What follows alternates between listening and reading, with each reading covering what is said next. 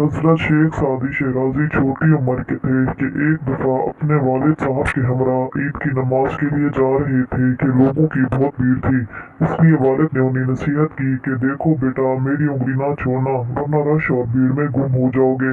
लेकिन रास्ते में नन्हे सादी ने वालिद की उंगली छोड़ दी और खेल कूद में मशगूल हो गए, जैसा कि बच्चों की आदत होती है।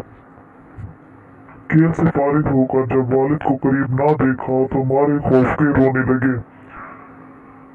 इतने में वालिद भी उन्हें ढूंढते ढूंढते वहां आ गए। कान खींचते हुए झिड़क कर फरमाया कि ना समझ बच्चे, मैंने तुमसे कहा नहीं था कि मेरी उंगली मजबूती से पकड़े रखना, लेकिन तुमने ध्यान नहीं किया और मेरा कहा ना माना और परेशानी हुई। बड़ी उम्र में हजरत सादी लोगों को यह आप बीती वाक़या सुना कर फरमाया करते थे कि अगर तुम दुनिया की भीड़ में गुम होना नहीं चाहते तो किसी नेक बंदे का दामन थाम लो, वरना परेशानी में ठोकरें खाते फिरोगे।